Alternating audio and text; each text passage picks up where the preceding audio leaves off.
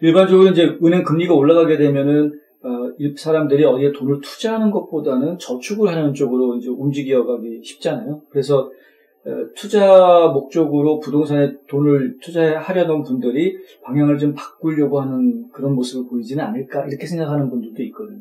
네, 물론 그럴 수 있어요. 그런데 그래서 제가 그 지역성에 따라서 약간의 차이가 있을 수 있다라는 네네. 얘기를 했는데, 우리가 사실 그 인플레이션의 해지로 부동산 투자를 많이 고려를 해왔단 말이죠, 지금까지. 네. 그리고 저금리 때문에 저축보단 투자로 갔었는데, 자, 이러한 것들이 향후 어떤 식으로 빨리 바뀔 수 있는가. 사실 그거는 저희가 좀 더 지켜봐야 되는 문제이긴 한데요. 네. 적어도 2022년도에는 그러한 급격한 변화가 갑자기 일어날 거라고는 보여지지 않고요. 그리고 앞서도 설명을 했지만 네. 수요자의 증가가 있는 한도 내에서는 가격이 하락하지는 않습니다. 왜냐하면 공급량 자체가 2022년도에 갑자기 모든 수요자를 다 통합할 수 있을 만큼의 공급량이 되지는 못할 거기 때문에, 그렇죠. 예, 그런 상황에서는 사실 가격 하락은 우리가 기대하기는 아직은 이르다는 거고요. 네. 역으로 2022년도에는 여전히 가격은 상승할 것이고요. 임대료 상승도 우리가 똑같이 그 전망을 할 수가 있습니다. 네. 네. 자, 이제 주택 가격 언제 떨어지나라고 계속 기다리시는 분들은 많이 기다려야 된다는 걸 아셔야 됩니다. 지금 이제 오히려 어떤 면에서 보면은 금리가 올라가기 전에 이번이 마지막 기회다 싶어가지고 주택 구매를 서두르려고 하는 그런 분들도 또 있을 것 같아요. 맞습니다. 그런데 문제는 집이 없다는 게 문제죠. 그러니까 네. 그게 참 걱정입니다. 네. 저희가 한 가지 아이디어인데, 보통 예전에도 그런 이야기들이 많이 나왔었는데, 도심에 있는 분들은 주로 이제 유색인종들이 많단 말이죠. 근데 이 도심에 있는 사람들이 코로나 바이러스 때문에 이 교외 지역으로 빠졌다는 거죠. 그러면 교외 지역에 유색인종들이 많아지게 되는 것이고, 그렇게 되면은 그걸 또 불편하게 생각하고 더 바깥쪽으로 더 나가는 사람들도 있을 거고, 이런 것들이 사실은 지금 교외 지역을 도심을 중심으로 해서 점점점 이게 메트로 지역에 퍼져나가는 원인이 됐던 것이 사실이잖아요. 네. 유색인종들이 주변으로 나오면은 여기가 개토가 되니까 백인들이나 다른 사람들이 더 빠져나가려고 하고, 이런 식의 확장이 되다가 어느 순간이 되면은 확장도 한계가 있잖아요. 이 사람들 일하는 데는 다 도심 쪽에 와야 되니까 결국에는 확장하다가 다시 도심으로 들어가는 그런 경우가 생기게 되고, 그때는 이 도심이 굉장히 집중적으로 뭐 콘도미니엄이라든가 이런 집중적인 개발이 이루어지는 그런 현상들을 본 도시들도 있단 말이죠. 네. 혹시 애틀랜타 같은 경우도 그런 게 가능하지 않을까? 네, 지금 잘 말씀을 하셨고요. 네. 그래서 향후 우리가 미래의 미국 부동산 시장 트렌드를 살펴보았을 때요. 네. core market, 그러니까 아까 말씀하신 도시 중심부의 마켓이 향후 2, 3년 후에는 다시 활성화될 거라고 우리가 보고 있어요. 네. 네. 여러 가지 통계 자료를 통해서도 core 마켓의 활성화는 분명히 일어난다고 보는데, 네. 그 시기가 좀 더 빨리 오느냐 아니면 좀 늦게 오느냐 차이라고 볼 수가 있고요. 네.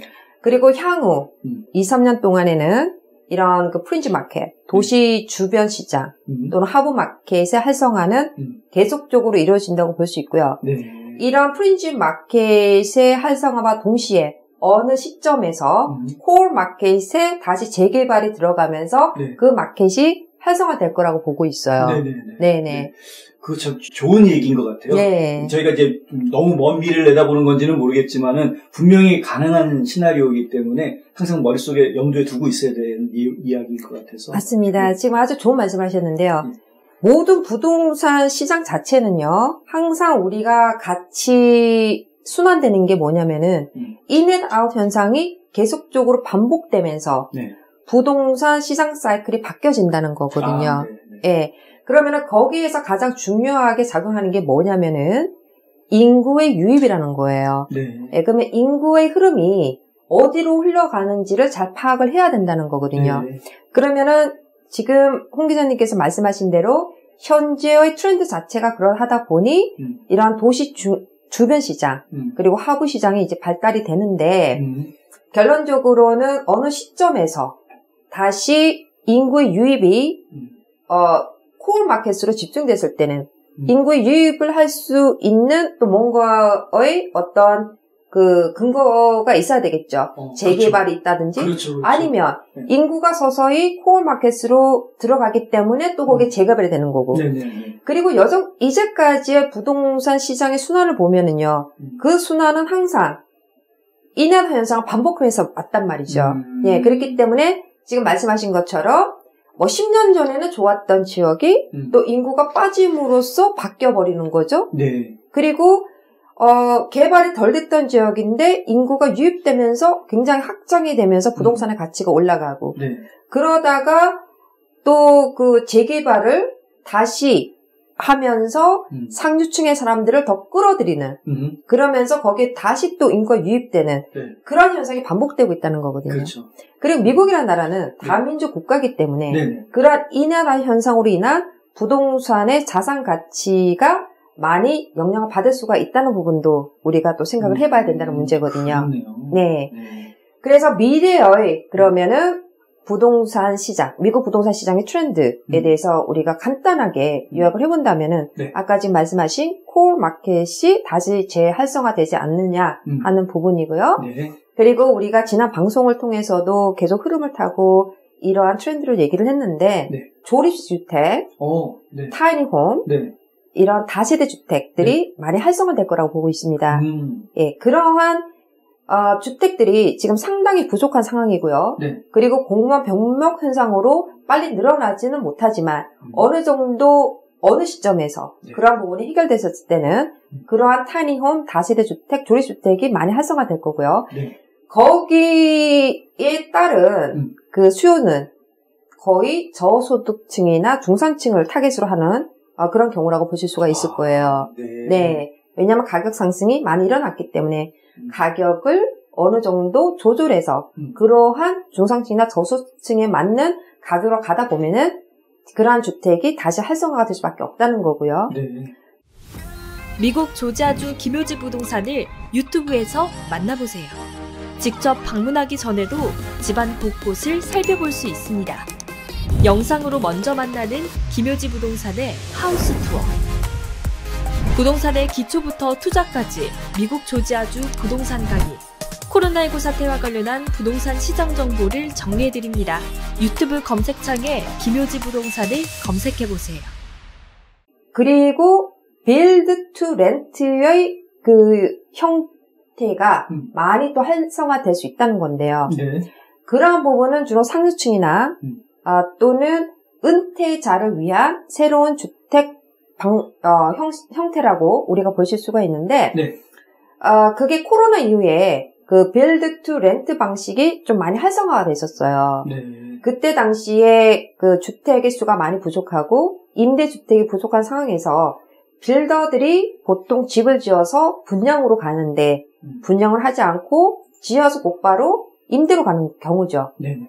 그렇기 때문에 그러한 경우는 주로 그 소득이 되는 그러한 수요를 위해서 나온 그러한 형식이라고 볼 수가 있는데 그러한 부분이 좀 더 활성화될 거라고 보고 있습니다. 그렇군요. 네. 빌드 투 렌트는 저희가 잘 생소하긴 한데 네. 말씀 들어보니까 정말 가능성이 있는 이야기인 네. 거고요. 네. 잘 알겠습니다. 저희가 먼 미래를 내다보는 건 사실은 점쟁이도 아니고 네. 신이 아닌 이상 저희가 정확하게 얘기하기는 쉽지 않은 건 사실인데 하지만 전반적인 트렌드는 이제 그런 방향으로 가게 될 것이라는 건 제가 눈에 보이기 때문에 네.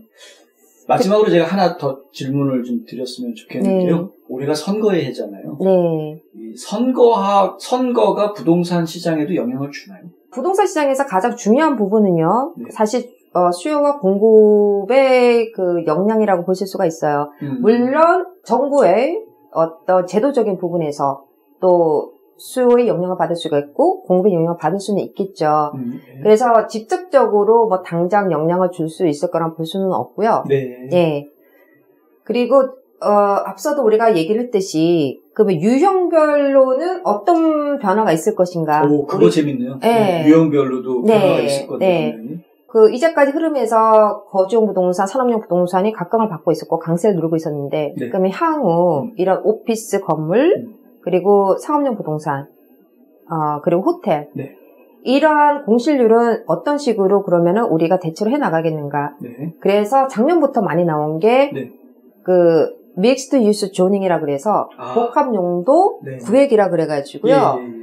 새로 도입된 그러한 제도인데, 예를 들어서 오피스의 어떤 공실률을 낮추기 위해서는, 코로나로 인해서 많이 바뀐 게 뭐냐면은, 의료 시스템, 의료 연구소가 많이 필요로 했다는 거거든요. 네. 그리고 앞으로도 이런 계기로 해서 미래를 위해서 그러한 연구소는 지속적으로 필요할 거라고 보고 그렇죠. 있기 때문에 네. 그러한 공실이 염려되는 오피스를 이런 의료에 관계되는 연구소나 시스템에 관계되는 그러한 공간으로 우리가 활용할 수 있는 부분도 생각을 해보셔야 된다는 거고 네. 호텔 같은 경우에는 용도 변경을 통해 가지고 다세대 주택으로 바꿔서 다시 임대로 갈 수 있는 그러한 네. 경우라고 볼 수가 있는데 사실 이것도 코로나 이후로 해서 2020년 하반기부터 그리고 2021년까지 기관 투자자들이 호텔을 많이 사들였어요. 네, 그래서 다세 주택으로 전환하는 경우가 있었고 그리고 쇼핑센터의 공실률 같은 경우에는 실질적으로 대면을 필요로 하는 그런 공간으로 살려야 된다는 것인데 결론적으로는 경험을 바탕으로 해서 그러한 공간을 어떻게 활성화시킬 수 있는지에 대한 아이디어가 상당히 중요하다고 우리가 보실 수가 있고요. 그리고 이런 큰 쇼핑센터 같은 경우에는 주차장이 워낙에 크다 보니까 이제 그러한 공간이 많이 공실률이 있으면서 많이 비어 있을 거 아니에요. 그렇죠. 그러면 그거를 어떤 식으로 살릴 것인가? 그러면 뭐 셀프 스토리지로 활용한다든지 그러한 용도 변경이 많이 일어날 수가 있고 그러면은 용도 변경 제한이 조금 더 완화될 수 있는 그러한 부분도 우리가 예견을 해볼 수가 있다는 거거든요. 네. 가장 또 중요한 거는 1인 가구의 등장을 우리가 무시할 수가 없다는 건데요. 그래요? 1인 가구? 1인 가구. 이제 결혼도 안 하고 그냥 혼자 사는 네네. 지금 프레디맥 보고서를 따르면 1인 가구가 향후 엄청나게 증가를 할 거라고 보고 있어요. 그래요? 네. 그래서 1인 가구로 많이 합세하는 그런 제너레이션을 통계 자료에서 분석을 했는데 X 제너레이션 예, 향후 그리고 Z 제너레이션 네, 그러니까 밀레니얼 세대는 주로 가정 구성원이 늘어나면서 향후 이런 싱글 패밀리홈 네, 좀 더 큰 사이즈로 가는 경우가 있는데 X 세대 같은 경우에는 이제는 뭐 사별이라든지 또는 뭐 이혼이라든지 그러한 가족의 구성원의 변화로 인해서 오히려 1인 가구로 가는 경우의 가능성이 상당히 높다고 합니다. 그렇군요. 네, 그리고 Z 제너레이션 같은 경우는 결혼 연령 시기가 많이 지연됨으로써 혼자 가는 경우가 있는데 지금까지는 베이비 부모 세대들이 1인 가구를 많이 형성하고 있습니다. 네, 그런데 1인 가구가 향후 5년 후, 10년 후에는 상당히 많아질 거라는 통계가 나와 있는데 그렇다면 주택의 구조도 많이 바뀔 수 있다는 부분도 우리가 예견을 해야 된다는 거고 그러한 트렌드에 맞춰서 새로운 그러한 개발된 새로운 프로젝트들이 많이 나올 거라고 우리가 보고 있고요. 예, 그리고 사실 코로나로 인해서 가장 부동산의 어떤 마케팅 툴로서 많이 사용됐던 게 3D 버추얼 투어였는데 이제는 그런 것들이 보편화되고 활성화된다는 뜻인데요.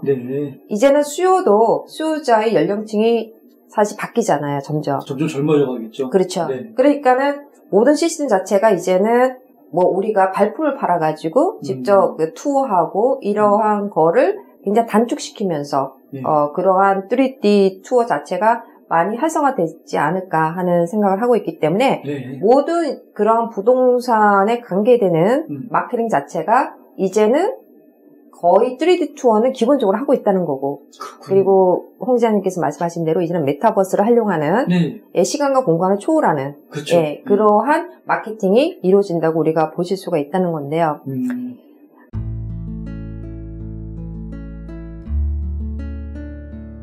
안녕하세요. 이상회계법인의 이상엽입니다.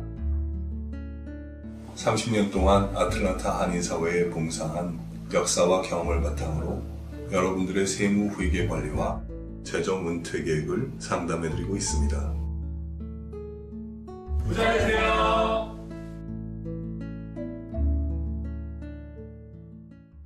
마지막으로 우리가 또 알아야 되는 부분이 뭐냐면 제로 에너지 건물 제로 에너지? 예, 탈탄소화 건물이라 그래가지고, 예, 많이. 환경 친화적인 건물. 그렇죠.